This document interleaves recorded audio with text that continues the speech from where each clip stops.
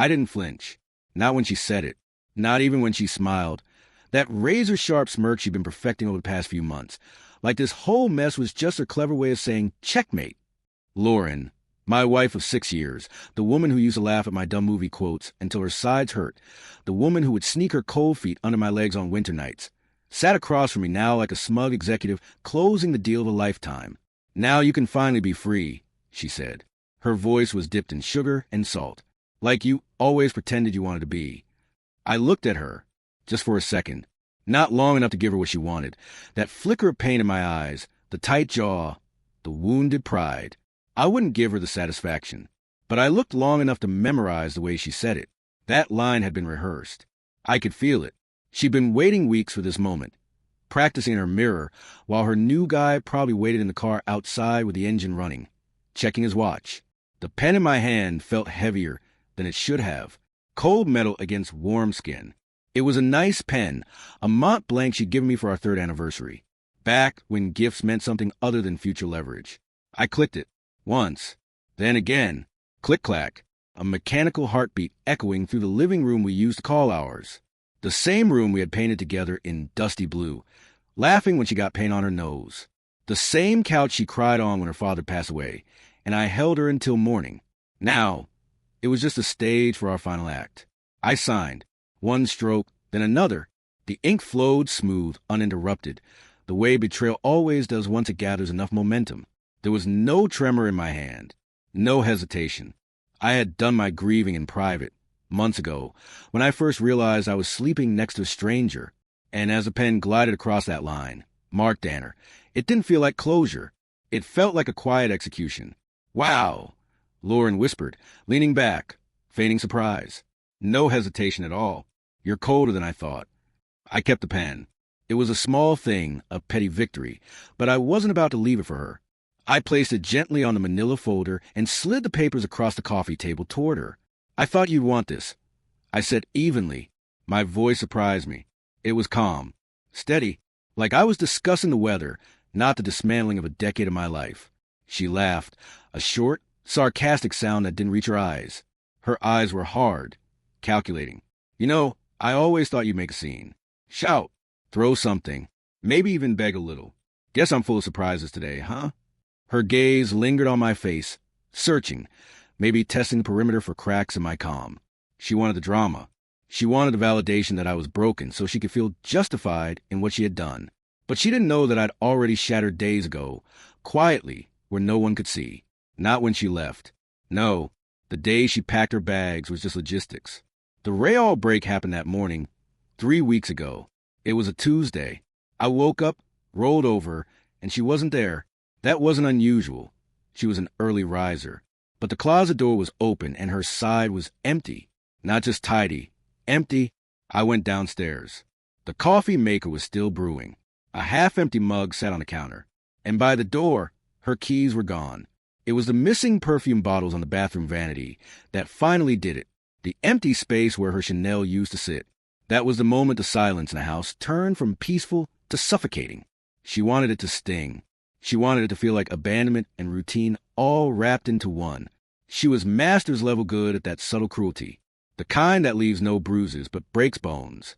You'll land on your feet, she said now, snapping me back to the present. She stood up, smoothing down a dress I'd never seen before. Something expensive. Something bought for a new life. You always do, Mark. You're resilient. It wasn't a compliment. I stood too, slower, measured. I made sure not to mirror her urgency. I intend to, I said. She grabbed her coat from the hook by the door, turning with a dramatic flair she probably thought looked effortless. It looked practiced.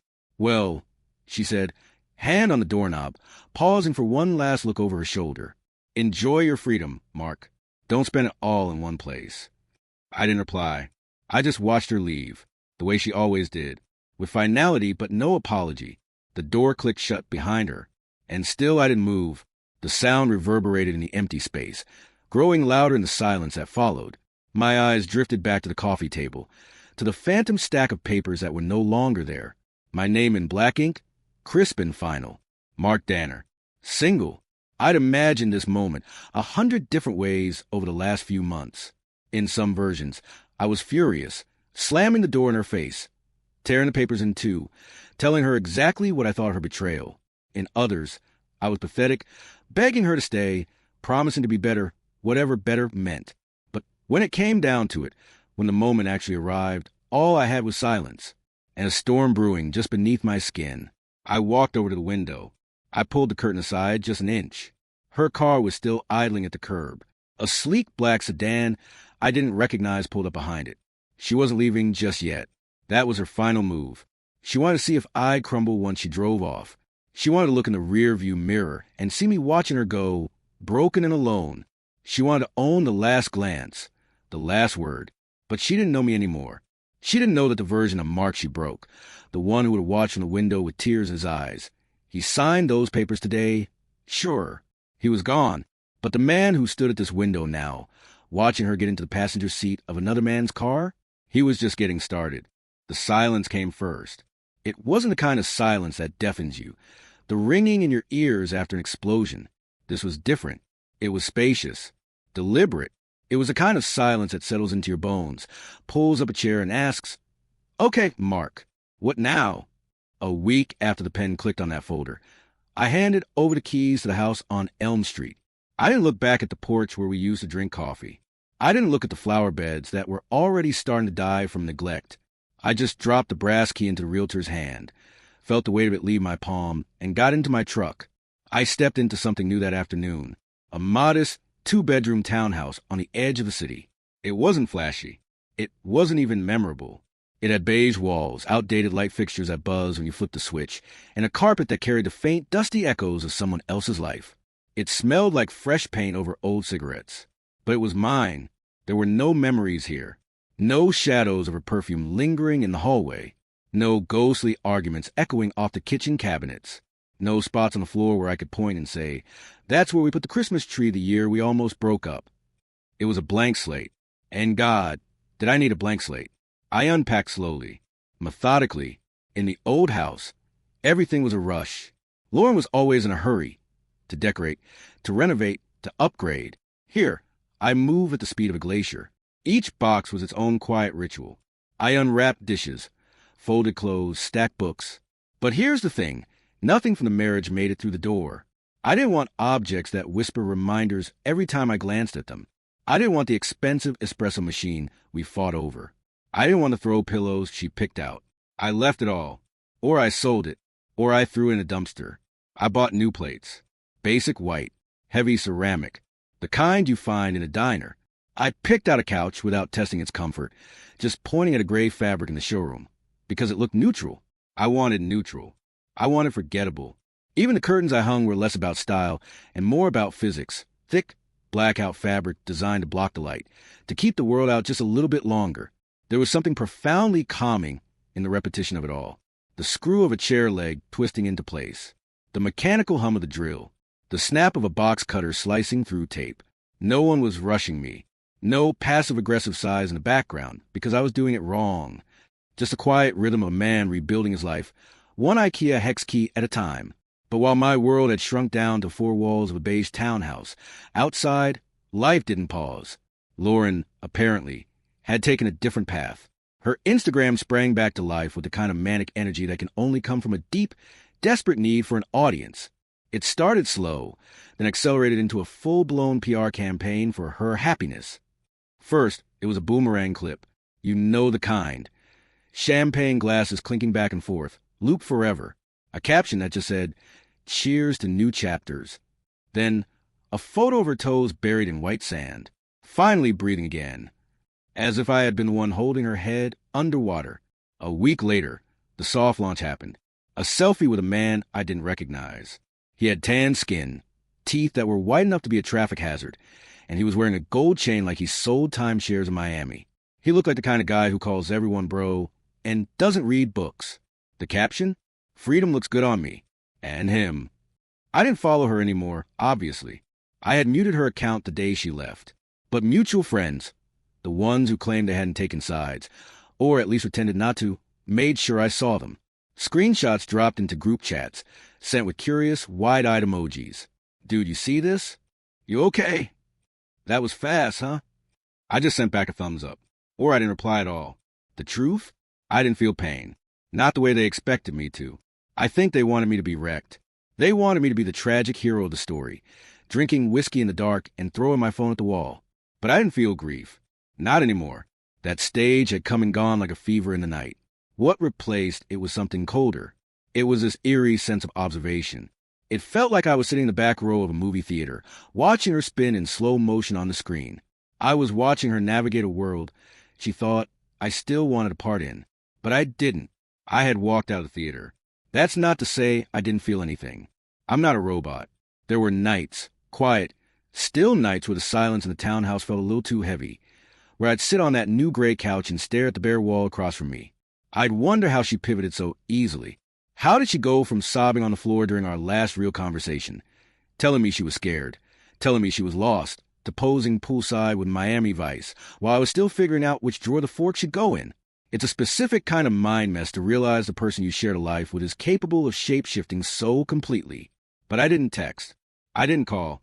I didn't leave a snarky comment. And when the ache started to crawl up my spine, when the memories tried to sneak into cracks, I took it out on the house. I became obsessed with maintenance. I fixed things that didn't really need fixing. I tightened the hinges on the cabinet doors until they moved silently. I replaced every single light bulb in the place with warmer tones because the harsh white light reminded me of a hospital.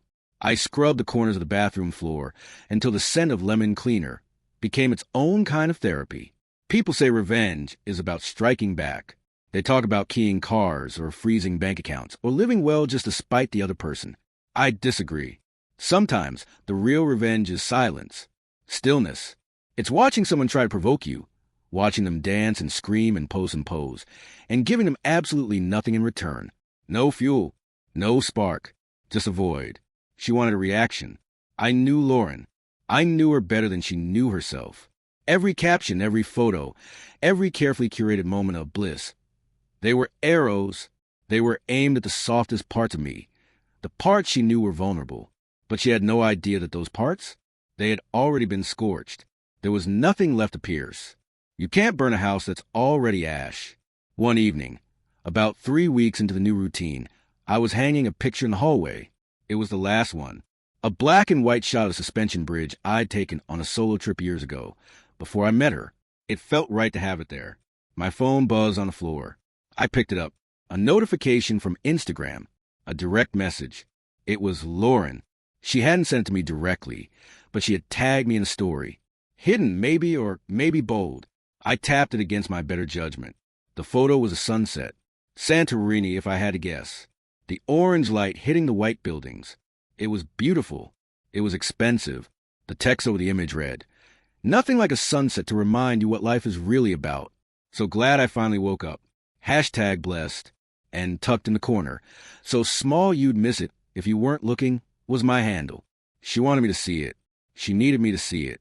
She needed me to know that she was in Greece, living her best life, while I was presumably rotting in a basement somewhere.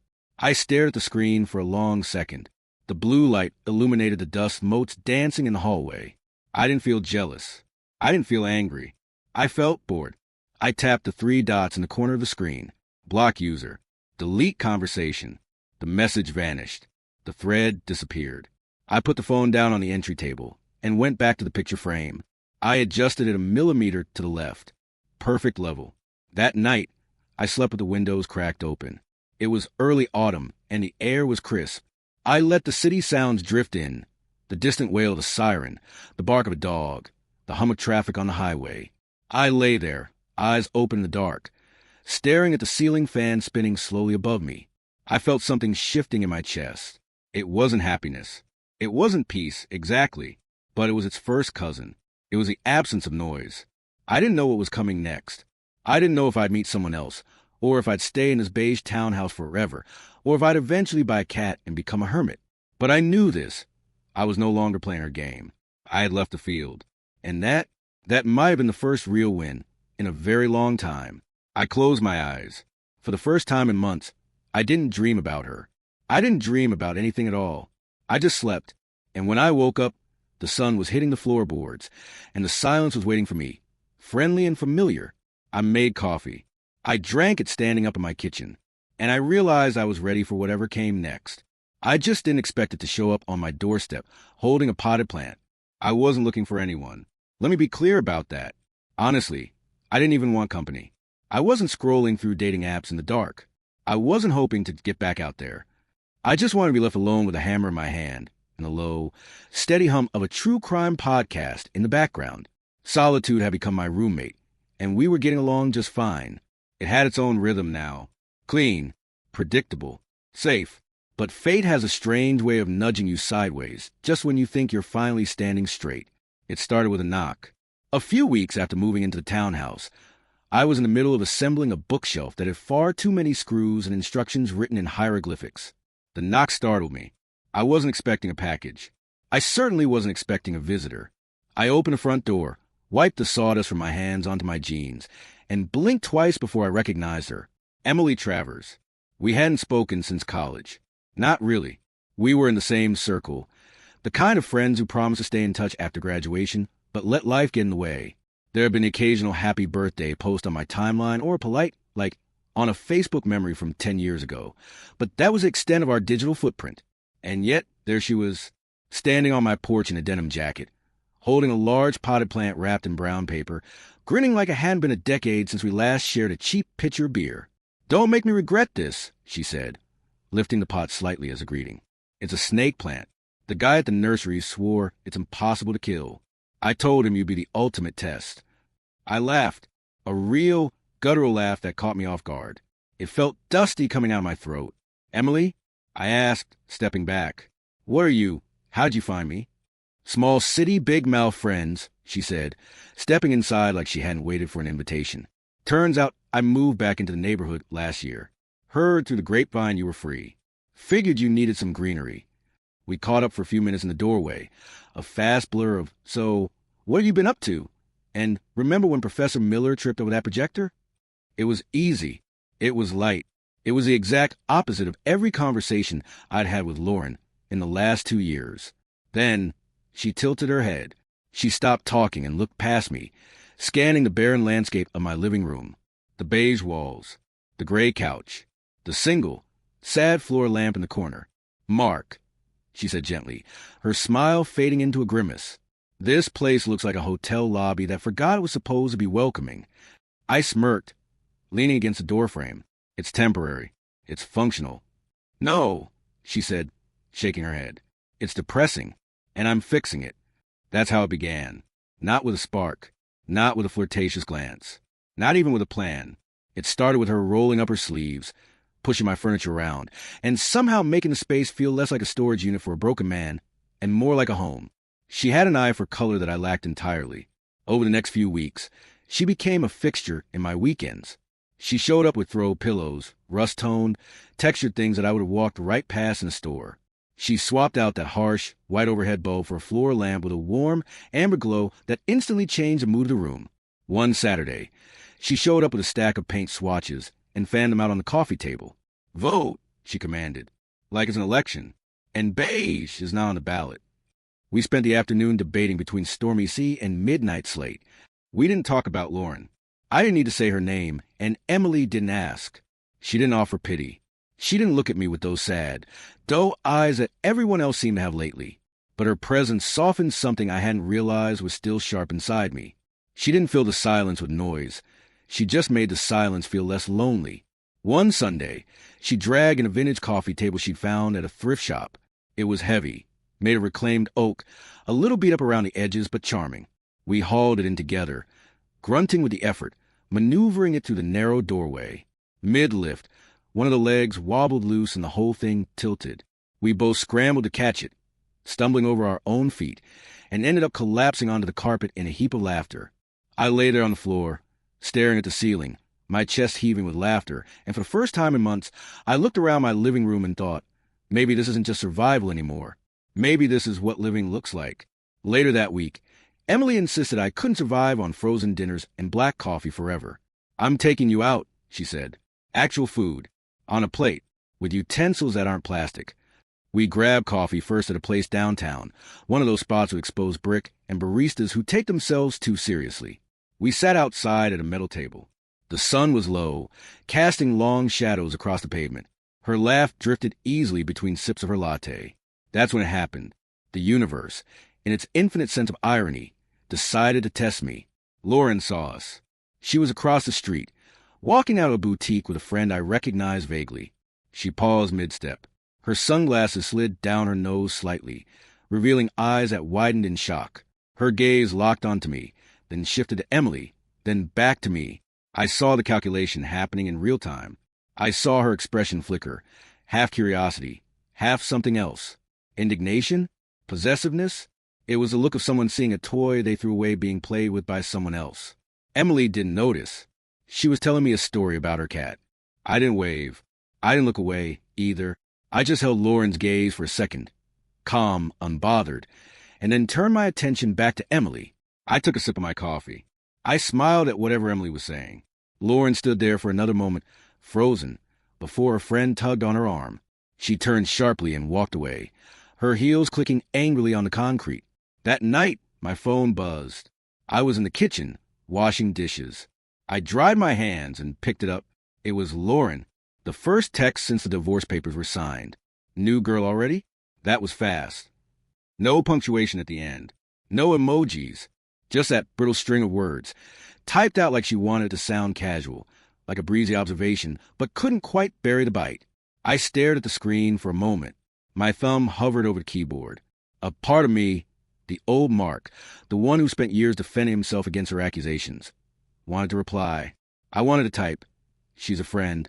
But even if she wasn't, it's none of your business. I want to say, you moved on before you even moved out. But then I remembered the silence. I remembered the peace I had found in the empty spaces of my new life. Responding would be engaging. Responding would be stepping back into the ring.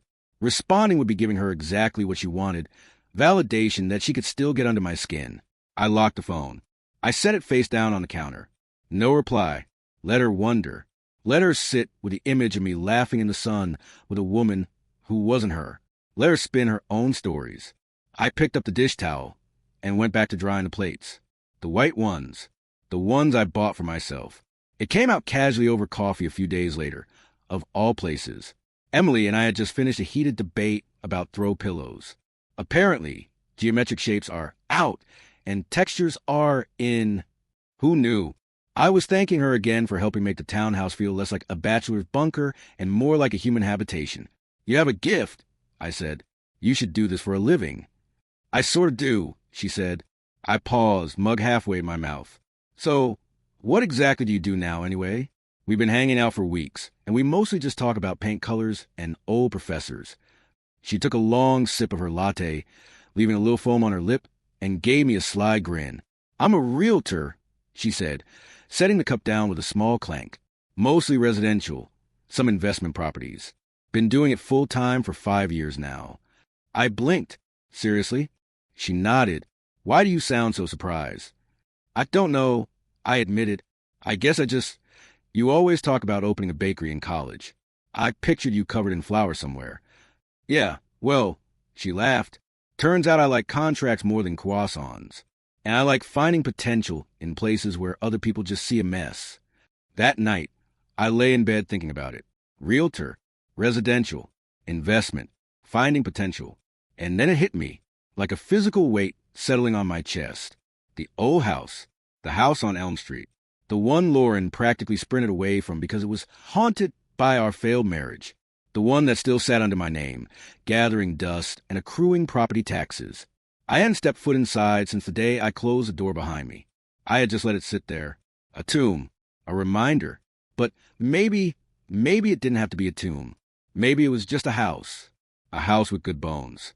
A house that, like me, just needed a little bit of work to be valuable again. The next day, I called Emily. "I've got a proposal," I said. There was a pause on the line. "Oh." "I want to flip the old house," I said. "I want to gut it, rename it, remake it, and I want you to help me sell it." Silence. Then, "You serious?" "That's a lot of baggage to unpack, Mark." "Dead serious," I said. "I'm done carrying the baggage. I'd rather cash it in." Another pause. Then I heard that grin again, even over the phone. "I'm in." We visited the house that weekend. Walking to the front door felt surreal. It was like walking into a preserved museum of my past life. The air smelled stale. Trapped? The walls still wore the dusty blue paint Lauren had picked out. The color, she said, made her feel calm. There were even a few forgotten picture frames tucked behind a bookcase, collecting dust bunnies. Shadows of furniture remained on the carpet where the rugs used to be. But I wasn't there to mourn. I wasn't there to trace the ghosts of arguments in the kitchen. Emily moved through each room like a general surveying a battlefield, or maybe a surgeon preparing for an operation. She had a clipboard. She tapped walls. She checked the molding. "Tear out this wall," she said, pointing to partition between the kitchen and dining room. "Open it up. Let the light in. Update the kitchen. White cabinets. Brass hardware. Refinish the floors. That dark stain makes the place feel like a cave. This place has good bones. Mark. It just needs to breathe." She took notes. She snapped photos. She talked about resale value and square footage and curb appeal. I just followed her lead. I watched her work. And as I watched her overlay a new vision onto the blueprint of the old one, I realized I wasn't looking at our house anymore. I was looking at an asset. I was watching a new chapter write itself over the faded ink of the old one. By the time we walked out and locked the door, something inside me felt lighter. The house wasn't a monument to my failure. It was just wood and brick and drywall. And I was going to tear it apart. 2 weeks later, word started spreading. I didn't say a thing to anyone, but mutual friends always talk. Information in divorce is like water. It finds the cracks. And Lauren? Well, she listens, especially when she's not supposed to. I got the first confirmation at a grocery store, of all places. I ran into Derek, a guy who used to be our friend, but had drifted into her camp after the split. He gave me a half smile near the produce section, awkward and shifting his weight. "So," he said, picking up an avocado he didn't intend to buy, "heard you're flipping the house." I just shrugged, keeping my expression neutral. Figure it was time it did something useful. He looked uncomfortable. He glanced around as if she might pop out from behind the bananas. "Lauren's not thrilled," he muttered. "She heard you're doing it with help." I bet she wasn't. In her mind, that house was meant to rot. It was supposed to be a shrine to the damage she caused. She wanted me to carry it like a burden. She never imagined I'd turn it into something profitable. And she certainly never imagined I'd do it with another woman, a woman who saw potential where Lauren only saw a dead end. I didn't gloat, not out loud. "Anyway, it's just business, Derek," I said. But when I got home that night, I poured myself a glass of wine, a good red, something I wouldn't have bought a year ago. I sat on my modest couch, in my modest townhouse with the amber lamp glowing in the corner, and I let a small, satisfied smile curl at the edges of my mouth. The past wasn't a weight anymore. It was just leverage, and I was finally learning how to use it. It started with a voicemail. It was clipped, breezy, and just a little too cheerful to be real. The kind of tone a telemarketer uses before they try to sell you insurance you don't need. "Hey, Mark, it's Lauren. I think a few things of mine might still be at the old house. Mail? Maybe some books I left in the study? Nothing major. Just wondering when might be a good time to swing by and grab them." I listened to it twice. There was no mention of the house flip, no reference to the rumors she'd undoubtedly heard about Emily. Just that familiar, syrupy tone she used when she was trying to sound casual, like we were still friends, like nothing had burned down between us. It was a probe. She was sending out a sonar ping to see if I would bite. I waited a full day before responding. In the past, I would have dropped everything to accommodate her schedule. "Come over whenever, I'll be here." Now, I checked my calendar. "Sure," I texted back. "Thursday at noon works. I'll leave the box on the porch." I didn't offer small talk. "No, how have you been?" "No, hope you're well." Just logistics. Cold, hard, and efficient. That Thursday, she pulled up in her usual flourish. A sleek silver sedan, music spilling faintly from the cracked windows. She stepped out wearing sunglasses that were slightly too big for her face and an expression like she wasn't sure what role she was playing yet. Ex-wife? Victim? Or maybe still the star in a show she thought she was directing. I watched from the upstairs window of the townhouse. I saw her walk up the path, heels clicking. She paused at the porch steps. She looked at the small cardboard box I'd labeled Lauren, mail and misc. She stared at it for a second, clearly disappointed that I hadn't come out to greet her. Then she rang the doorbell anyway. I let it buzz twice. Then a third time. I walked downstairs slowly and opened the door. She smiled immediately. Too wide, too eager. It was a smile that didn't reach her eyes behind those dark lenses. "Hey!" she said, leaning against the doorframe as if she still owned the space. Didn't know if you'd be home. You said noon, right? I did, I said. She glanced past me, scanning the hallway over my shoulder.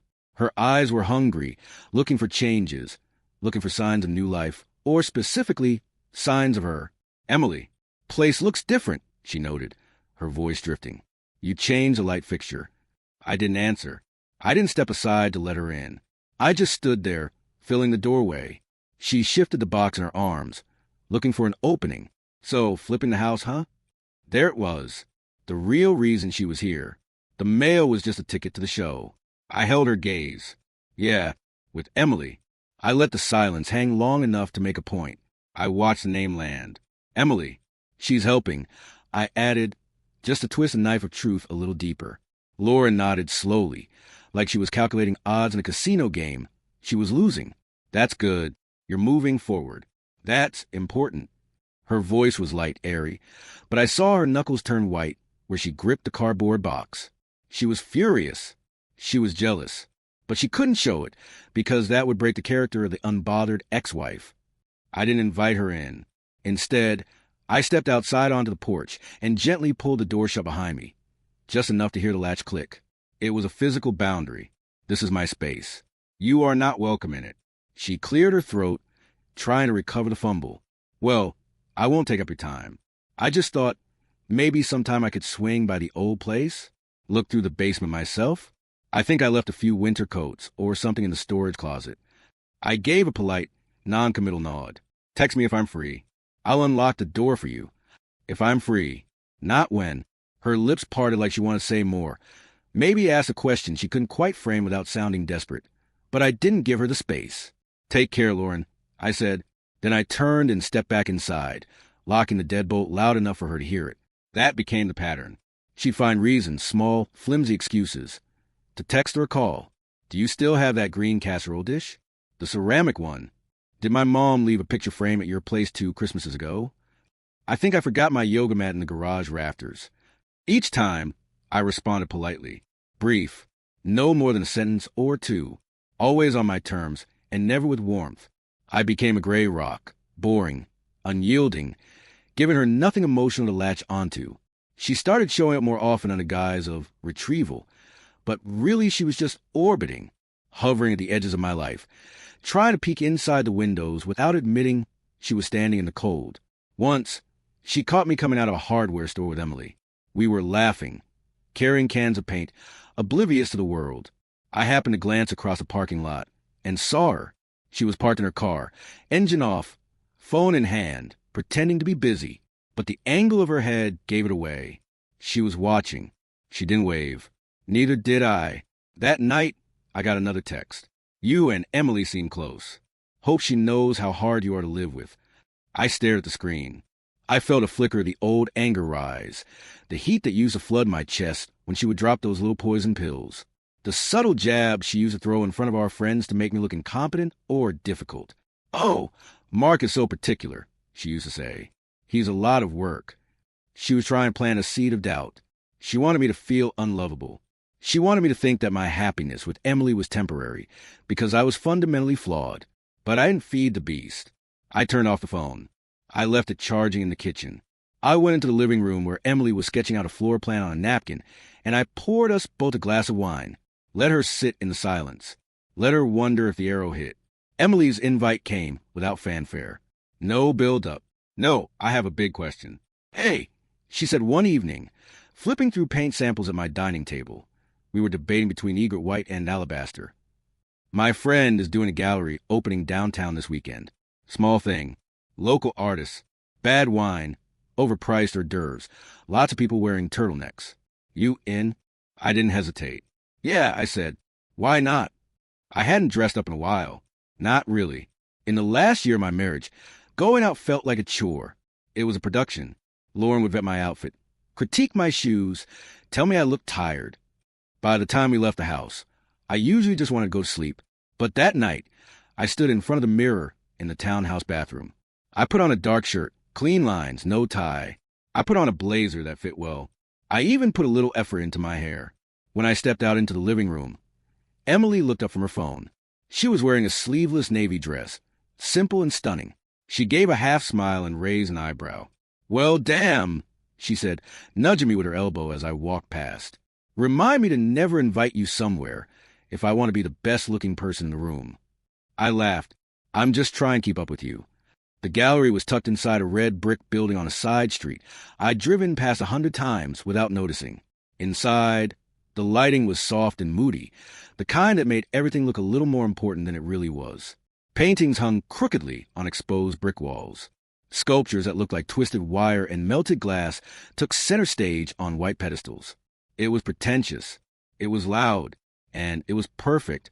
Emily introduced me to a few people, all artists, mostly broke, endlessly interesting. We sipped the predicted cheap Chardonnay from plastic cups and traded quiet jokes about abstract canvases that looked like spilled ketchup. "I think this one represents the artist's struggle with breakfast," I whispered, pointing to a particularly chaotic yellow smudge. "No," she whispered back, leaning in close. "That is clearly the existential dread of a Tuesday." And somewhere between a laugh and a story about her college roommate who tried to sell emotionally blessed crystals on Etsy, I noticed something strange. I felt good, not just content, not just holding it together. I felt good. Maybe it was the wine. Maybe it was Emily's hand brushing mine every so often when we reached for the same toothpick appetizer. Or maybe it was just a simple piece of not being haunted for once. I wasn't scanning the room to see if my wife was bored. I wasn't worrying about saying the wrong thing. I was just Mark. At one point, a local photographer Emily knew, a guy with a beanie and a vintage Leica, asked to take a photo. "You two look great together," he said, lifting the camera. "Hold that." I didn't even realize Emily's arm was around my waist until I felt her thumb tap against my side. It wasn't a pose. It wasn't performative. It wasn't for Instagram. It just was. I rested my hand gently along her shoulder. I smiled. The flash popped.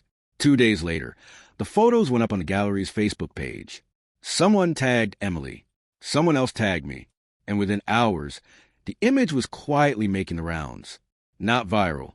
I'm not a celebrity, but visible enough to ripple through our old circle. There we were, standing side by side, me in a crisp button-down, looking healthier than I had in years. Emily looking radiant. Both of us smiling, not too wide, just enough to say, "We are here, and we are fine." That same evening, Lauren's Instagram lit up. I didn't check it, but the screenshots came in from the usual suspects. First, a black screen with white text on her story. "Some people heal fast. Must be nice and never feel anything at all." Then an hour later, a photo of a wine glass held loosely between her manicured fingers. The caption read, "Funny how people trade one lie for another. #downgrade. The likes trickled in, mostly pity hearts. A few mutual friends double-tapped out of habit, but there were no comments. No one rallied. No one gassed her up, and I didn't respond. I didn't message her. I didn't defend myself. Because the truth, there was nothing to defend. For once, I hadn't done anything for the sake of proving a point or making her jealous. I didn't go to that gallery to show off. I went because I wanted to be there. Because Emily had invited me. Because life didn't stop with a divorce decree. And Lauren, watching from the sidelines of a life she thought she'd left behind in ruins, finally saw it. She saw that I wasn't standing still anymore. I wasn't the broken man in the window. I was moving forward without her, and I was doing it smiling. It was almost midnight when my phone rang. You know that specific kind of ring? The one that cuts through the silence of a sleeping apartment like a fire alarm? It wasn't the polite chime of a text message or a daytime notification. It was a sustained, demanding vibration of an incoming call. I was lying on the couch, the TV muted, scrolling through news headlines without really reading them. The phone was on the coffee table. The screen lit up the darkroom with a harsh white glow. Unknown number, but I didn't need caller ID to guess who it was. The hour, the silence of the last few days, the sudden, sharp intrusion, it all pointed to one person. I let it ring. Twice. 3 times. I stared at the dancing icons, debating whether to send it to voicemail. A part of me, the part that had spent 6 years being her emotional support animal, wanted to pick up just to make sure she wasn't in the hospital. But the other part, the part that was building a new life brick by brick, knew that answering was opening a door I had welded shut. On the 4th ring, I picked up, "Mark." Her voice was slurred, just slightly. It was familiar but foggy, like a song played through a broken speaker. I could hear the background noise, faint jazz, maybe? Or just the hum of an empty room. I leaned back on the couch, propping one leg over the other, the remote still in my hand. I didn't speak right away. I let her fill the silence. "I know it's late," she said, the words running together at the edges. I didn't know who else to call. Glass clinked on her end. Ideally a tumbler sitting down on a coaster, but knowing Lauren lately, probably just a bottle hitting the counter. Half-melted ice cubes shifted as she fumbled for the right words. "We could have worked it out, you know," she whispered. I exhaled slowly through my nose. The TV screen still glowed faintly, paused on a scene I wasn't watching. Outside, the streetlights hummed their quiet electricity. Everything in my world was still, except for her voice bleeding through the line like spilled ink. I mean, we had bad moments. "Yeah," she went on, her tone shifting. It was half defensive, half wistful. "But who doesn't? Everyone fights, Mark. We were good at one point. Remember that trip to Denver? The cabin? You said you never felt more, I don't know, like yourself." There was a pause. Her breathing stuttered, then picked back up, faster this time. "I just think maybe we rushed a divorce. All of it. Maybe if we had waited, or if I had slowed down." She trailed off, waiting for me to jump in, waiting for me to agree, waiting for me to say, "Yes, Lauren, it was a mistake. Come home." I didn't speak. I could hear her swallow, a wet, nervous sound. Then she laughed softly, a brittle sound, like a cracked windshield trying to hold together against the wind. "You're not going to say anything, are you?" she asked.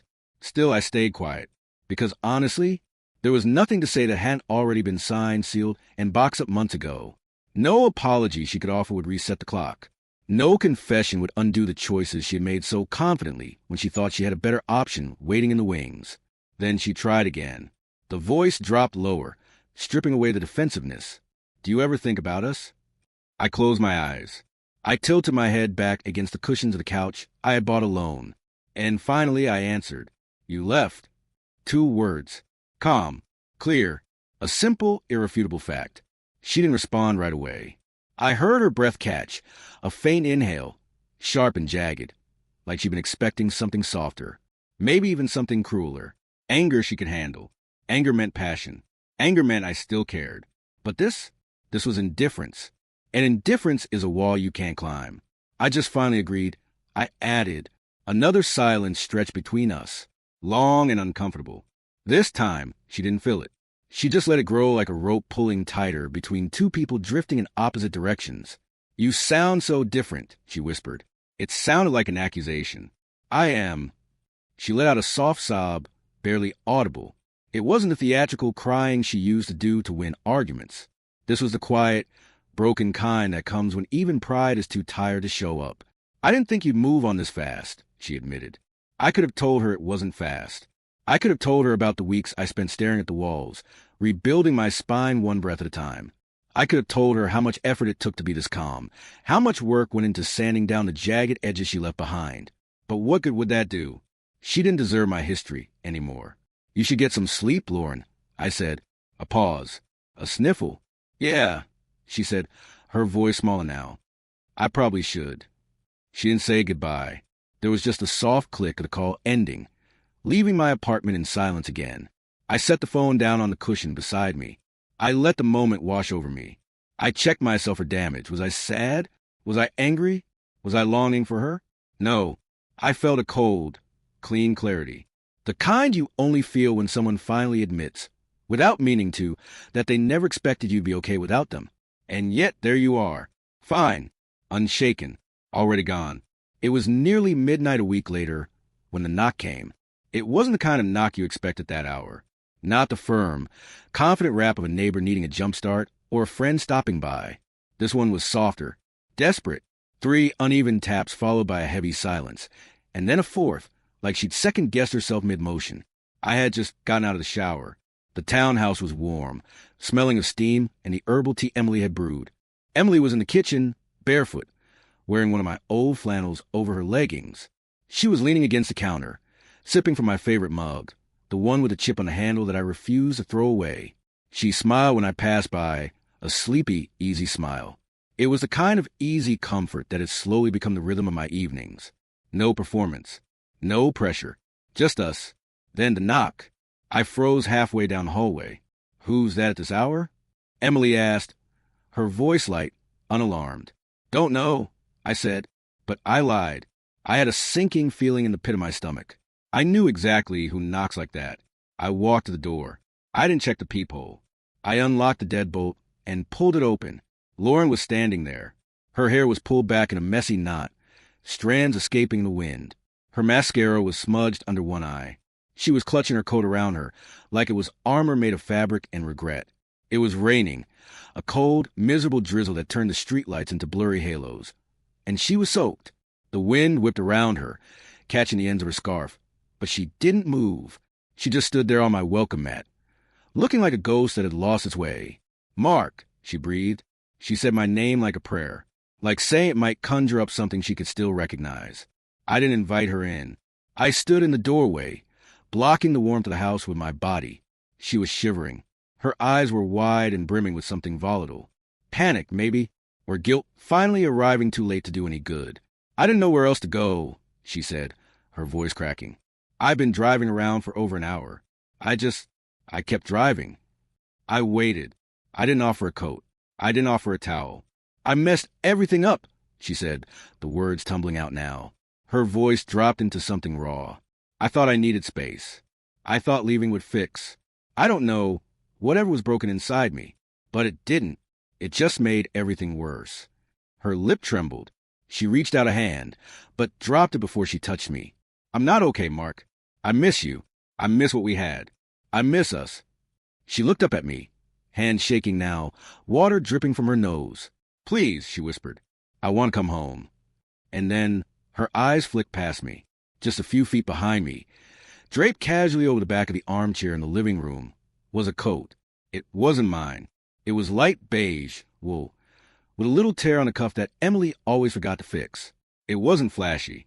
It wasn't expensive, but it was undeniably a woman's coat. Lauren's expression changed the second she saw it. Her breath caught in her throat. Her shoulders stiffened, locking up as the realization hit her like a physical blow.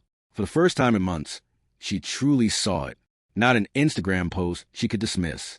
Not a rumor she could ignore. She saw the evidence of a life that had continued without her. She saw that she was no longer the center of gravity in my world. That the space she had abandoned, the space she thought would stay empty until she decided to fill again, was occupied. She blinked hard, as if the image would change if she just reset her vision. She's here, she whispered. Her voice shrank. I didn't answer. I didn't explain. I didn't say, yes, she's in the kitchen making tea.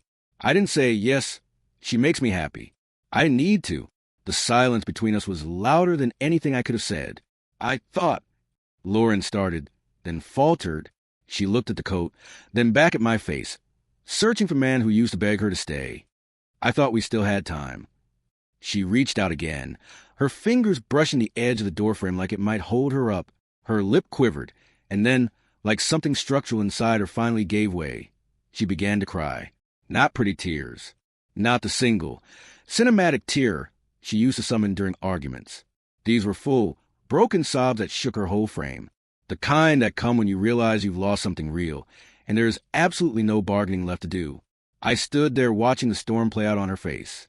I checked myself again. Did I feel satisfied? Did I feel vindicated seeing her this low? No. I felt distance, like looking at a shipwreck through a telescope. You can see the damage, you can see the tragedy, but you aren't on the boat anymore. You're safe on the shore. You should go, I said softly. She nodded through the sobs, backing away one step at a time. The porch light cast a dull, yellow glow on her as she turned. She looked back once, her face a ruin of makeup and rain, before stumbling down the steps toward her car. I didn't wait for her to drive away. I closed the door. It clicked shut with a solid, heavy sound. I stood there for a moment, hand on the knob, listening. Her sobs echoed faintly through the wood, muffled by the rain, before being swallowed by the sound of an engine starting. I didn't reopen it, not out of cruelty, but because closure doesn't come with a dramatic speech or a final kiss in the rain. Sometimes, closure comes in the form of a door, closed firmly, finally. And peace? Peace is knowing you didn't walk away. You just stopped waiting at a door that should have never been yours to begin with. Emily emerged from the kitchen a moment later. She was quiet, holding her mug with both hands. She looked at me, then at the door, reading the energy in the room. "She okay?" she asked gently. No jealousy, no interrogation, just concern. I stared at the wood grain of the door for a long second before turning back to the warmth of my living room. "No," I said, "but it's not mine to fix anymore." The backlash came quietly. It didn't hit like a tidal wave, crashing down all at once. It was more like water slowly soaking through drywall. You don't notice the damage until the paint starts to bubble and peel. At first, it was subtle. A few cold shoulders at mutual events where I ran into old acquaintances.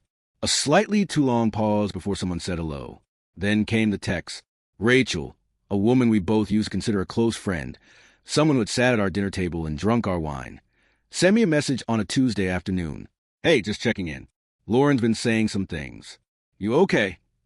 It was the classic Trojan horse text, pretending to care, but really fishing for information. I didn't ask what things Lauren was saying. I didn't need to. I knew the script by heart. She was trying to rewrite the story of our marriage in real time, casting herself as the martyr and me as the villain who abandoned her. I could hear her voice in my head, shaping the narrative. Mark moved on too fast. He didn't even try to fix the marriage. He made me feel replaceable.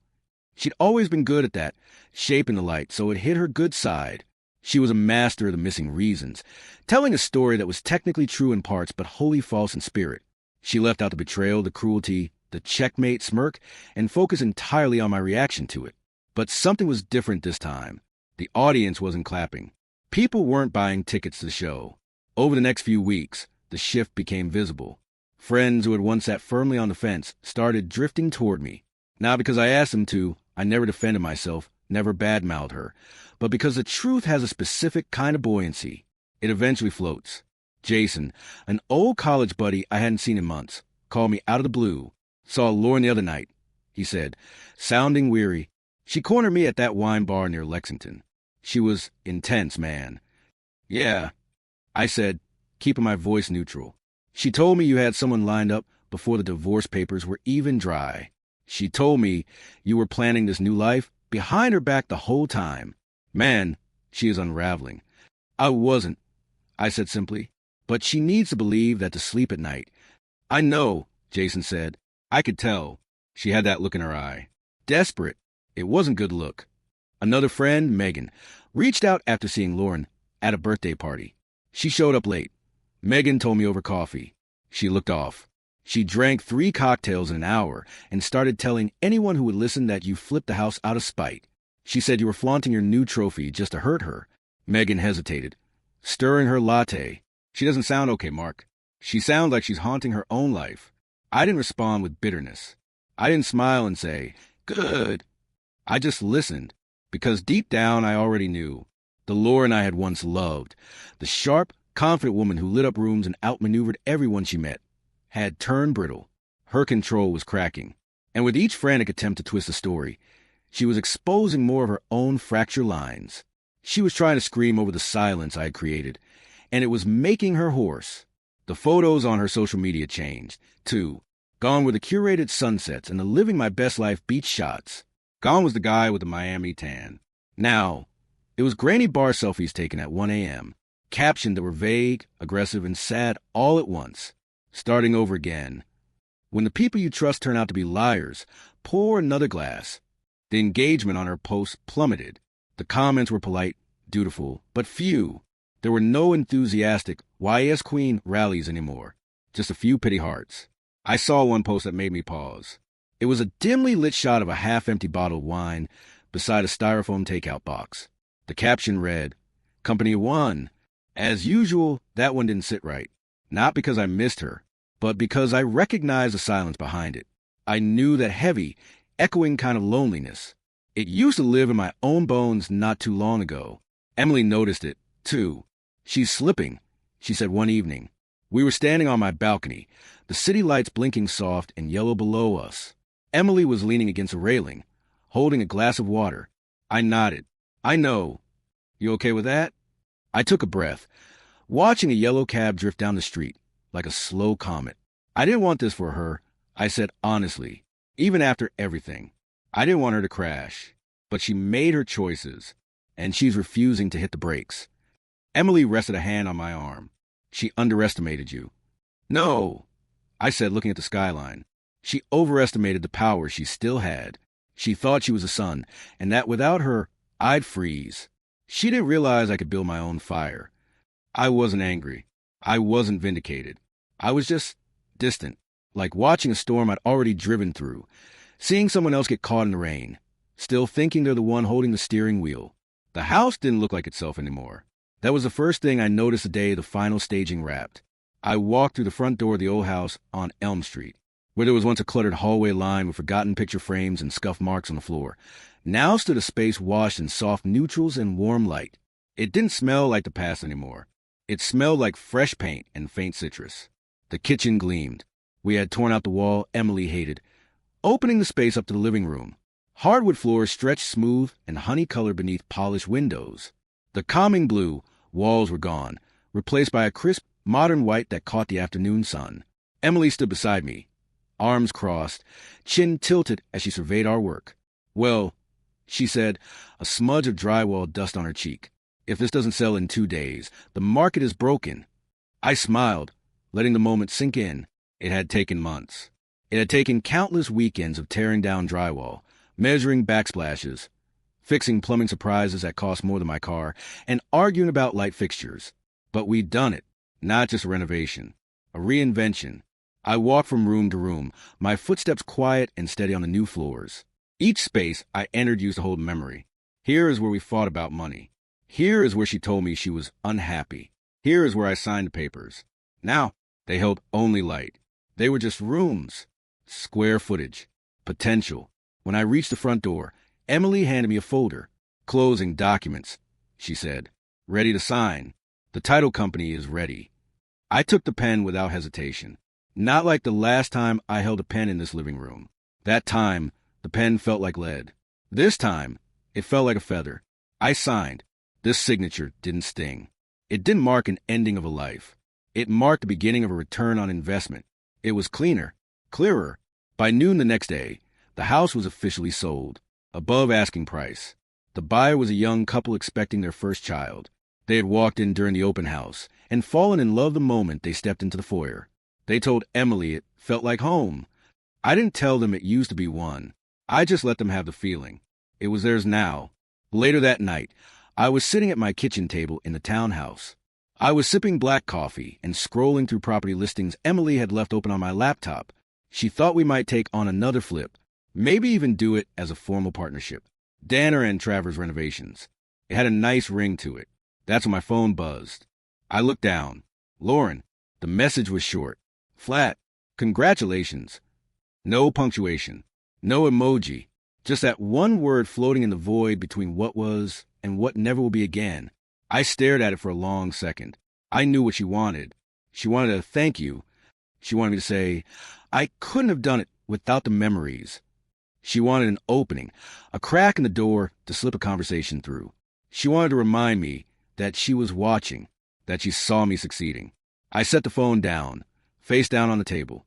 I turned back to the laptop screen. There was nothing more to say. No thank you. No acknowledgement. No echo. Some things didn't deserve closure. They deserved silence. Emily walked in a few minutes later. Her hair was tied back, her sleeves rolled up. She was holding a glass of water.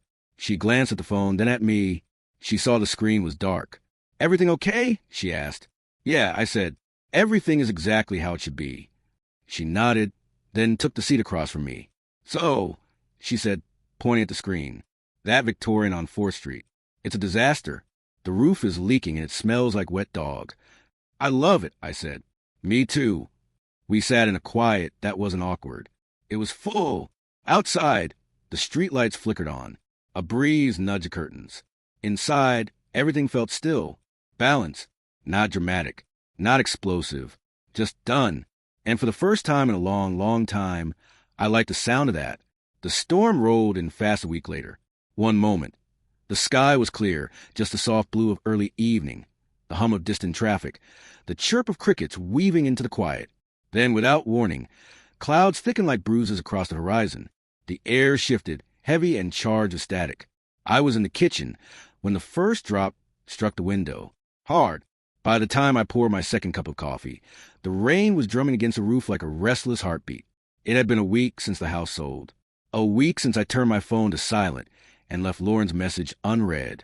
I assumed that was the end. I assumed the silence was the final period on the sentence. Until the knock. It was faint at first, lost in the sound of rain. One knock, uncertain. Then two more, louder, uneven, frantic. I froze. Rain blurred the glass in the front door, turned the world outside into a watercolor painting. But even through the distortion, I saw her shape. Lauren. Her hair was soaked, plastered her skull. Her arms were folded tight across her chest. Mascara trailed in twin black lines down her cheeks. She stood under the porch light, shivering in the rain, looking like she had washed up on the shore of my life. Her eyes were locked on the door, like it was the only thing holding her upright. I opened it slowly. She didn't speak at first. She just looked at me with that expression I'd once memorized. Desperate, soft, trying to find the version of me who used to come running with a towel and a warm hug. But that man was gone. He didn't live here anymore. Finally, she said, her voice trembling. Please, she whispered, barely above the sound of rain. I didn't know where else to go. Rain traced her collarbone. Her expensive blouse clung to her like wilted paper. She looked smaller than I remembered, defeated in a way she'd never allowed herself to be when she had an audience. Mark, she said again, can we just talk? I didn't move. I didn't step back to invite her in. I stood in the threshold, a barrier between the storm and the warmth of my home. I glanced behind me. Emily's jacket still hung on the back of the chair in the dining room. Her mug sat drying by the sink, the subtle evidence of a life moving forward. And Lauren? She was still standing in a memory. You said you were free now, she choked out, wiping water from her eyes. But I see it. I see you're just hiding from me, from what we were. I stared at her for a long moment. I felt the cold dampness of the air on my face. This isn't your place anymore, I said calmly. She blinked. She took a step forward, just one, as if the sentence hadn't fully landed yet, as if she couldn't comprehend a world where her key didn't work. I didn't move. I didn't raise my voice. I simply began to close the door, slowly, deliberately. Her face crumpled, not into anger, not into rage, just sorrow, pure, unfiltered, lonely sorrow. Her knees buckled slightly as she dropped onto the steps, sitting down in the wet, her tears vanishing into the downpour. The door clicked shut behind me. The sound of the latch was final. I stood there in the hallway, hand on the knob, listening. Her sobs echoed through the storm, muffled by the wood and the rain. I didn't reopen it, not out of cruelty, not out of spite, but because closure doesn't come with a dramatic speech. It doesn't come with a final kiss in the rain or a grand reconciliation. Sometimes closure comes in the form of a door, closed firmly, finally. And peace? Peace is knowing you didn't walk away. You just stopped waiting at a door that should have never been yours to begin with. I walked back into the living room. I picked up my coffee. It was still warm. I sat down on the couch. I took a sip, and I let the rain wash the rest of it away. The morning after the storm, the world looked scrubbed clean. You know that specific quality of light after a heavy rain? It's sharp, unforgiving. It highlights everything. The mud splattered on the porch steps, the few remaining leaves clinging to the oak tree, and the hollowed-out exhaustion in my own reflection when I looked in the bathroom mirror. I hadn't slept well. Even though I had closed the door, even though I had turned the lock, the image of Lauren sitting on my steps in the downpour had lingered on the backs of my eyelids. It wasn't guilt, exactly. It was a phantom ache of severing a limb that was already dead. It was the finality of it. I walked into the kitchen. The coffee pot was already gurgling. Emily was there. She was leaning against the counter, scrolling on her tablet, wearing a pair of my wool socks. She looked up when I entered, her eyes scanning my face with that quiet, terrifying perceptiveness she had. You look like you went 12 rounds, she said softly. Feels like it, I admitted, reaching for a mug. She didn't come back, Emily stated. It wasn't a question. No, I said, I don't think she will. Not this time. Emily set the tablet down. It was open to a listing for that Victorian on 4th Street. The disaster with the leaking roof we had joked about. Good, she said, because we have a house to buy. And I don't want to do it if you're looking in the rearview mirror. I stopped pouring the coffee. I looked at her. I looked at the listing. I realized then that she wasn't just talking about real estate. She was asking me if I was ready to bet on the future or if I was going to keep paying interest on the past. I took a sip of the hot coffee. I felt the warmth spread through my chest. Call the agent, I said. Let's go look at the roof. The next 6 months were a blur of drywall dust, negotiation, and a strange, quiet kind of happiness. We bought the Victorian. It was, as predicted, a disaster. The plumbing was ancient. The wire was a fire hazard. And the previous owner had made some questionable decisions involving shag carpet in the bathroom. But we loved it. We formed an LLC, Danner and Travers Design. It sounded official. It sounded permanent. Working with Emily was different than being married to Lauren. With Lauren, everything was a performance. Every dinner party was a stage play. Every vacation was a photo op. With Emily, everything was work, but it was a good kind of work. The kind where you sweat and bleed and argue about tile grout. But at the end of the day, you sit on the floor eating pizza and laughing about how terrible you smell. We didn't rush the us part. We took it slow. We were partners first, friends second, and something else, something tender and careful, third. We didn't post about it on social media. We didn't hard launch our relationship to make anyone jealous. We just existed. And Lauren, she faded.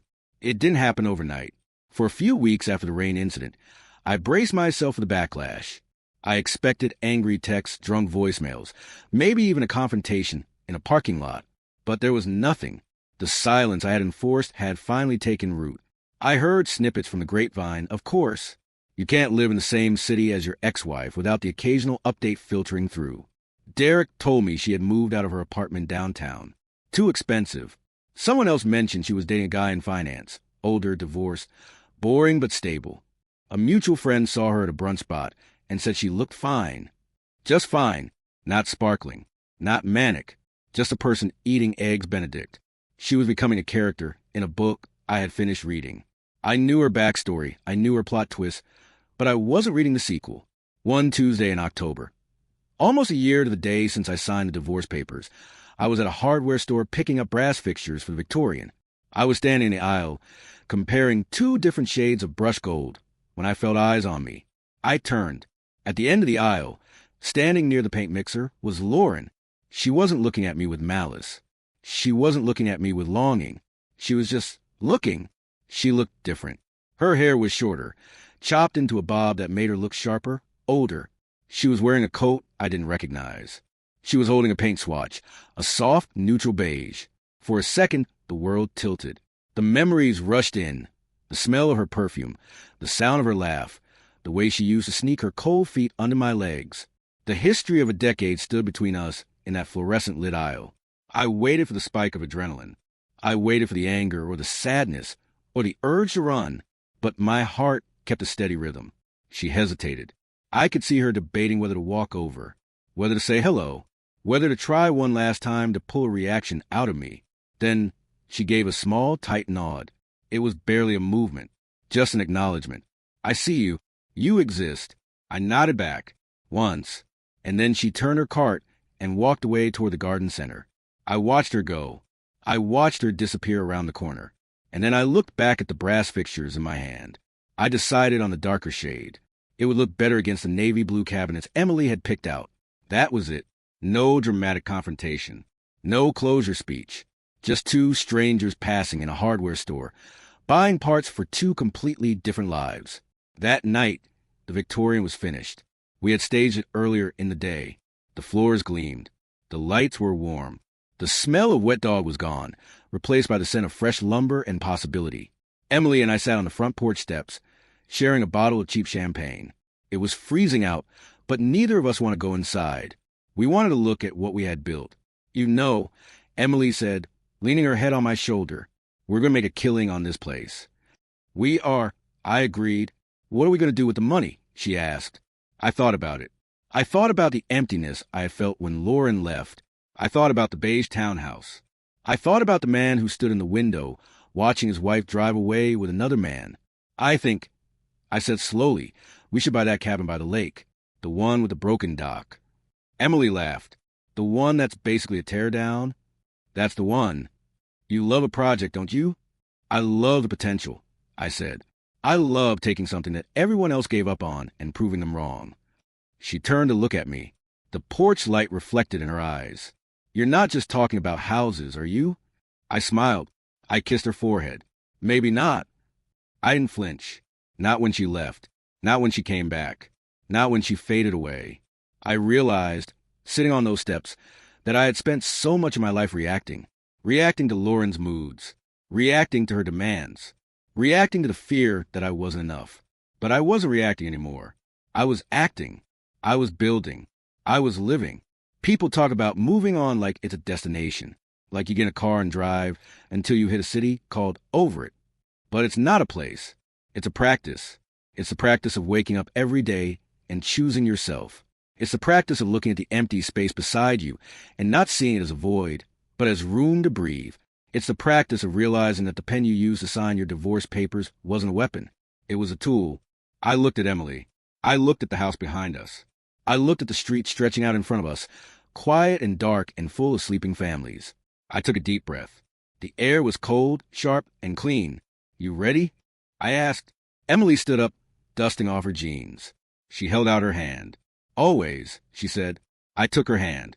We walked down the steps, leaving the porch light on for the next owner. I didn't look back. There was nothing behind me that I needed anymore. The silence was finally over. Now there was just music, and I was finally ready to dance. Freedom is a strange concept. When Lauren sat across from me at that table, clicking her pen and wearing that smug smile, she threw the word free at me like it was an insult. Now you can finally be free, she'd said. She meant it as a jab. She meant, now you can go back to being boring. Now you can go back to your small, quiet life without me to drag you into the spotlight. She thought freedom was an empty calendar. She thought it was the absence of obligation. But she was wrong. A year into my new life with Emily, I realized that freedom isn't about what you don't have. It's about what you choose to keep. We were working on our third flip, a mid-century modern disaster in the hills that had been infested with raccoons and bad 70s wallpaper. It was a Saturday. I was covered in drywall dust, my knuckles were scraped, and I was exhausted. Emily was in the kitchen, trying to pry up linoleum tiles. She was singing along to the radio, badly and off-key. I stood in the doorway and watched her. In my old life, a Saturday like this would have been a nightmare. Lauren would have been complaining about the dust. She would have been asking why we weren't at a winery, or why I hadn't hired someone else to do the dirty work. She would have made me feel small for enjoying the labor. But Emily looked up, blew a strand of hair out her face, and grinned. Hey, she said, I think there's hardwood under this. If we're lucky, it's oak. If we're unlucky, it's plywood and tears. I'll take those odds, I said. I walked over and sat on the floor next to her. I picked up a scraper. And in that moment, sitting on a dirty floor in a house that smelled like mildew, I felt it. Freedom. It was the freedom to be myself, to love the work I loved, to be with someone who didn't require me to perform a version of myself that didn't exist. I realized that for 6 years, I had been holding my breath. I had been walking on eggshells, trying not to crack the veneer of perfection Lauren needed to survive. I had been a supporting actor in her movie, waiting for my lines, terrified of missing a cue. Now, there was no script. There was no director yelling, cut. When I messed up, there was just life. Messy, dusty, real life. That evening, we ordered Thai food and sat on the floor of the unfinished living room. You got quiet today, Emily observed, stabbing a piece of broccoli. Everything okay? Yeah, I said. I was just thinking about Lauren. Emily didn't stiffen. She didn't get jealous. She just chewed thoughtfully. Oh. She told me I'd be free. I said, I think she thought I would be lonely. She thought I'd be sitting in a dark room, regretting the day I let her go. And are you? I looked around the room. I looked at the tools scattered on the floor. I looked at Emily, with drywall dust on her nose and a smile that reached her eyes. No, I said. I think she freed me from the idea that love has to be hard. Emily smiled. Love is hard, Mark, but it shouldn't be a war. It should be work, like this house. You strip away the rot, you reinforce a foundation, and you build something that lasts. You're getting philosophical on me. I teased. It's the fumes from a floor stripper, she laughed. Makes me deep. We finished eating, and then we did something I never would have done in my old life. We turned up the radio. An old Motown song came on. Dance with me, Emily said, standing up and offering her hand. I don't dance, I said automatically. It was a reflex. Lauren used to make fun of my dancing. You look like a robot, she'd say. Just sit down, Mark. Good, Emily said, because neither do I. Let's be terrible together. I took her hand. We danced in the empty living room, surrounded by sawdust and takeout boxes. We stepped on each other's feet. We spun out of time with the music. We looked ridiculous. And I laughed. I laughed until my sides hurt. I laughed until tears pricked my eyes. It wasn't the polite chuckle I used to give at dinner parties. It was a release. It was the sound of a man who had finally realized that the cage door had been open the whole time. He just hadn't walked out. A few months later, I ran into an old mutual friend, Sarah. Sarah had been one of Lauren's bridesmaids. She was the type of person who thrived on gossip, treating other people's trauma like her morning news feed. I saw her at a coffee shop downtown. I tried to duck out, but she spotted me. "Mark," she called out, waving a manicured hand. "Oh my God, it's been ages." I plastered on a polite smile and walked over. "Hey, Sarah. Good to see you." "You look different," she said, scanning me up and down. "Good different. Relax." "I am," I said. She leaned in, lowering her voice to a conspiratorial whisper. "So, I have to tell you, I saw Lauren last week." I felt a faint flicker of annoyance. Why did everyone assume I wanted the updates? Why did they think I was still subscribed to that newsletter? "Oh," I said, keeping my tone neutral. "She's dating again," Sarah said, watching my face for a reaction. "Some guy she met online. He's nice. But honestly, she talks about you all the time." I paused. "She does?" "Yeah," Sarah nodded. "She keeps saying how civil the divorce was. How you guys are still friends. She told everyone you helped her move." I almost laughed. The revisionist history was still in full swing. Even now, she couldn't let the narrative be. He closed the door in my face. She had to spin it. She had to make it sound like a conscious uncoupling, a mutual drift. "That's nice of her," I said simply. "She misses the lifestyle, I think," Sarah added, taking a sip of her latte. "She posted a throwback photo of your trip to Cabo the other day. Didn't tag you, but we all knew." I looked at Sarah. I saw the hunger for drama in her eyes. She wanted me to say something snarky. She wanted a quote she could take back to the group chat. But I realized I didn't care what Lauren posted. I didn't care what story she told herself to sleep at night. If pretending we were friends helped her survive the wreckage she created, fine. Let her have the fiction. I had the reality. "Well," I said, checking my watch, "I hope she's happy, Sarah. I really do." Sarah looked disappointed. "You're a better man than me, Mark. After what she did." "It's not about being better," I said. "It's about being done. Anger is a tether, Sarah, and I cut the rope a long time ago." I walked away from that conversation, feeling lighter than ever. It was the final test, I think. Hearing that she was still talking about me, still trying to curate the past, could have pulled me back in. It could have made me want to set the record straight. But I didn't need to set the record straight. My life was the record. My happiness, quiet, private, real, was the only testimony I needed. I walked back to my car, got in, and texted Emily. "Me. Just survived a run-in with the ghost of gossip past." "Emily, did you survive?" "Me, not a scratch." "Emily, good. Because the tile guy is here, and he has questions about grout that I can't answer." I started the car. I drove toward the Victorian, toward the dust, toward the work. I drove toward home. The Victorian sold in 4 days.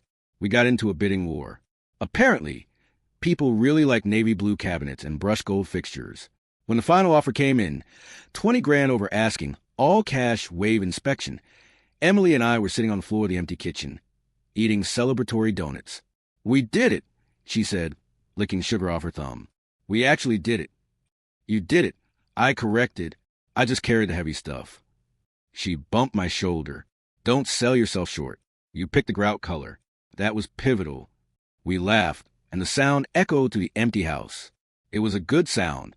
It sounded like success. But more than that, it sounded like partnership. We took the profit from the flip, and we didn't buy flashy cars. We didn't go to Europe. We did exactly what we said we would do. We bought the cabin by the lake. It was a disaster. I'm not being modest.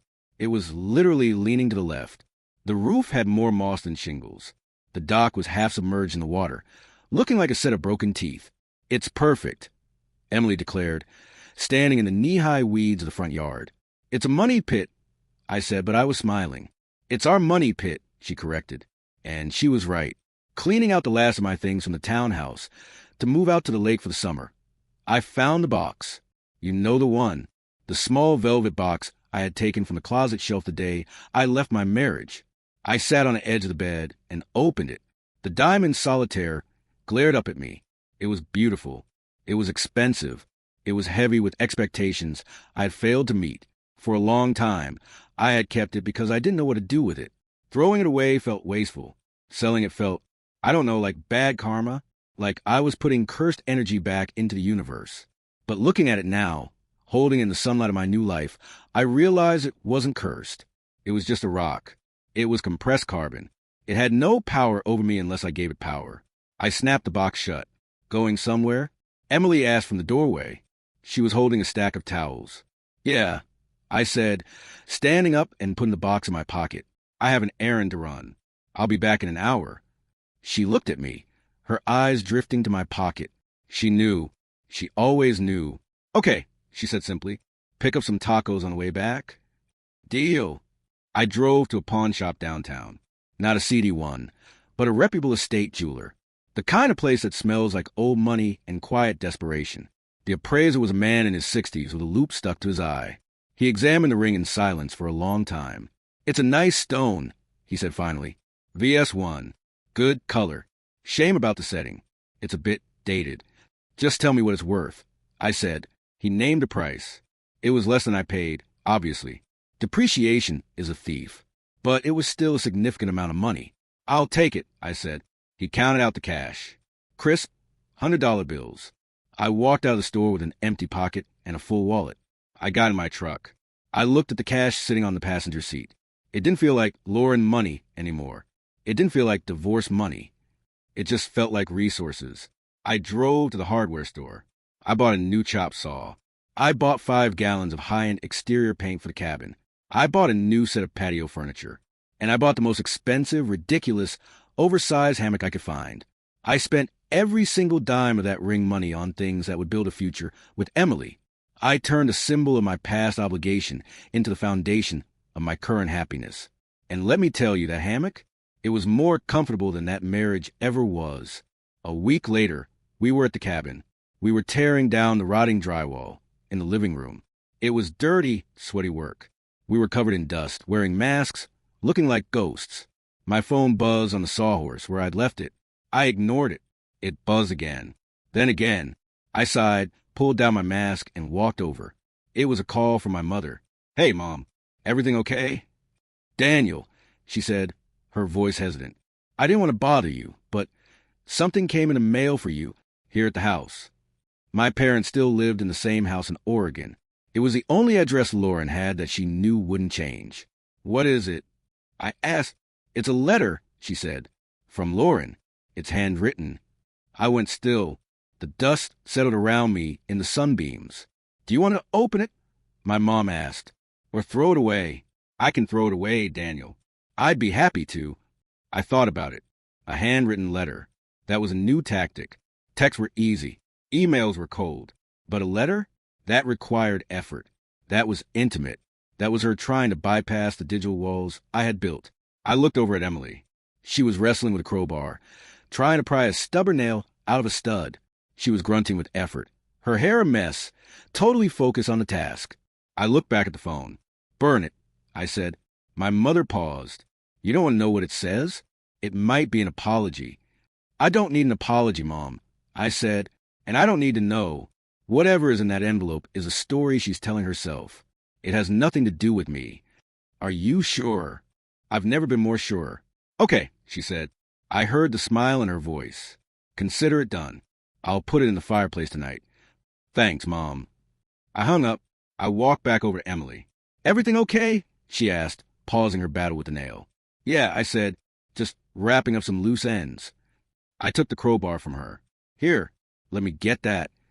I pulled the nail out with one clean jerk. The wood groaned, then gave way. Show off, she grinned. I have my moments, I said. That night, we sat on the dock. It was still broken. We hadn't fixed the missing planks yet, but the end was solid enough to sit on. We dangled our feet over the water. The lake was glass, reflecting the stars. You know, Emily said quietly, my lease is up on my apartment next month. I looked at her. The moonlight washed out the color of her shirt, turning everything into shades of silver and black. Is it? I asked. Yeah, the landlord is raising the rent. Again. She kicked the water gently, creating ripples that distorted the reflection of the moon. I was thinking of looking for a new place, she said. Maybe something closer to the city. Or maybe... She trailed off. She wasn't pushing. She was leaving the door ajar. I looked at the cabin behind us. It was a wreck. It had no insulation. The plumbing was questionable. But the lights were on inside, warm and inviting. Don't renew the lease, I said. She stopped kicking the water. She turned to look at me. No, I said. Move in with me, into the townhouse, until we finish this place. Then we'll see. It was a big step. I knew that. Living together changes things. It removes a mystery. It adds logistics and laundry, and whose turn is it to do the dishes? But looking at her, I didn't feel the panic I used to feel with Lauren whenever the relationship deepened. With Lauren, every step forward felt like the walls closing in. With Emily, it felt like opening a window. Are you sure? She asked. You like your space. You like your solitude. I do, I admitted, but I think I like you more. She smiled. It was a slow, genuine smile that crinkled the corners of her eyes. Okay, she said, but be warned. I have a lot of plants. Like, a concerning amount of plants. I can handle the plants, I said, as long as you can handle my obsession with organizing the spice rack alphabetically. Nerd, she whispered, leaning her head on my shoulder. Control freak, I countered, kissing the top of her head. We sat there for a long time. The letter burning in my parents' fireplace in Oregon was turning to ash. The ring was in a display case in a pawn shop, waiting for someone else to project their hopes onto it. My past was finally truly recycled. And my future? My future was sitting right next to me, smelling like lake water and sawdust. I didn't sleep much that night, not because I was anxious, but because my mind was racing with plans. I wasn't thinking about the house flip. I wasn't thinking about the ROI. I was thinking about a ring, not a diamond. I was done with diamonds. They felt cold to me now, hard and sharp. I was thinking about something else, maybe a sapphire or an emerald, something with color, something with life, something that looked like the lake in the morning or the moss in the forest. I lay in bed, listening to the wind in the trees, and I made a plan. I wasn't going to propose on a jumbotron. I wasn't going to hide a ring in a champagne glass. I wasn't going to do any of the performative nonsense that Lauren would have demanded. I was going to wait until the cabin was finished. I was going to wait until we were standing on the new porch with the smell of fresh cedar in the air, covered in paint, exhausted and happy. I was going to ask her when we were at our messiest, our most real, because that's what I wanted. I didn't want the highlight reel anymore. I wanted the behind-the-scenes footage. I wanted the outtakes. I wanted the real thing. I rolled over and looked at Emily sleeping beside me.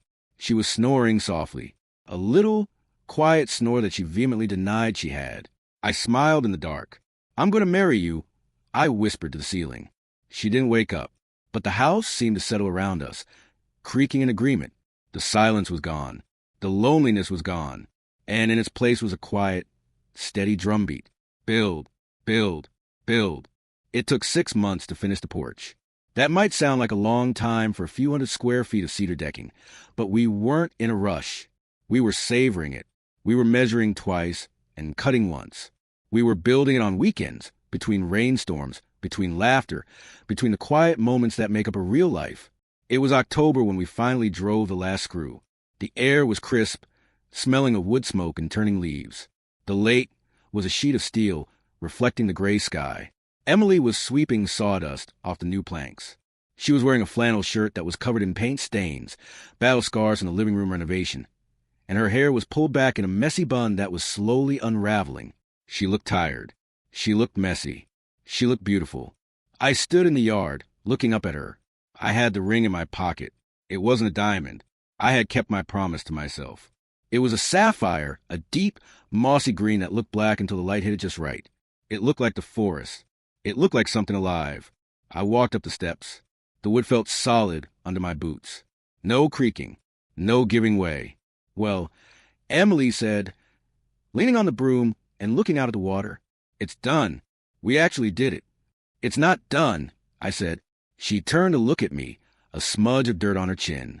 "What do you mean?" "We finished the railing. We sealed the wood. What's left?" "The memories," I said. It's just a structure until we feel it. She rolled her eyes, but she was smiling. You're getting sentimental on me again, Danner. Maybe, I said. Or maybe I just want to make sure the foundation is solid before I add more weight to it. I stepped closer to her. I took the broom from her hand and leaned it against the railing. I took her hands in mine. They were rough. They were cold. Emily, I said. She went still. The smile faded, replaced by a soft, attentive look. She knew. She didn't gasp. She didn't cover her mouth with her hands like they do in the movies. She just looked at me, steady and ready. I spent a long time thinking that love was a performance, I said. I thought it was about saying the right lines and hitting the right marks. But with you, it's just work. It's the sawdust and the paint and the arguments about grout. And it's the best work I've ever done. I reached into my pocket. I pulled out the small velvet box. I didn't kneel. The ground was wet, and honestly, kneeling felt like begging. I wasn't begging. I was offering. I opened the box. I want to build everything with you, I said. Not just houses. I want to build a life. Will you marry me? Emily looked at the ring. Then she looked at me. Her eyes filled with tears, but they didn't spill over. She took a deep, shaky breath. Yes, she whispered. Then she laughed, a wet, choked sound. Yes, you idiot. Of course. I took the ring out and slid it onto her finger. It fit perfectly. She pulled me in, burying her face in my neck. She smelled like cedar and sweat and rain. It was the most honest smell in the world. We stood there on the porch we had built, holding on to each other while the sun went down behind the mountains. There was no applause. There was no photographer hiding in the bushes. There was no Instagram caption being drafted in my head. There was just us, and the quiet, and the lake. A few weeks later, I got the final update on Lauren. It didn't come from a text or a run-in at the grocery store. It came from her mother. I hadn't spoken to her mother in over a year, but I bumped into her at the post office. She looked older, frilier. She looked like a woman who was carrying the weight of her daughter's chaos. Mark, she said, clutching her purse. It's good to see you. You too, Barbara, I said gently. She hesitated, then sighed. She moved, to Arizona. She met someone online. Said she needed the sun. Said Seattle was too heavy. I nodded. Arizona. A new stage. A new audience. I hope she finds what she's looking for, I said. And for the first time, I wasn't lying. I wasn't being polite. I genuinely hoped she would find it, because if she did, maybe she would stop running. She asks about you, Barbara said quietly. Sometimes. Tell her I'm good, I said. Tell her I'm happy. Barbara looked at me. She saw the sawdust on my jacket. She saw the calm in my eyes. I don't think I need to tell her, she said with a sad smile. I think she knows. That's why she left. I walked out of the post office into the gray drizzle. I thought about Lauren in the desert. I thought about her trying to outrun her shadow in the bright, unrelenting sun. I realized that was her punishment. Not anything I did, not the divorce. Her punishment was that everywhere she went, she had to bring herself. And my reward? My reward was that I got to stay. The wedding was small. We did it in the backyard of the Victorian. We hung lights in the trees. We ordered a taco truck. My dad gave a toast that went on for 20 minutes, and nobody stopped him because he was crying and laughing at the same time.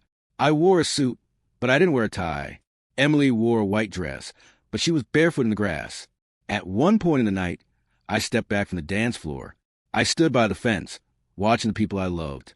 I saw Emily laughing with my mom. I saw my friends, the real ones, the ones who stuck around, raising glasses. I thought about the man who stood in the window of that old house 2 years ago.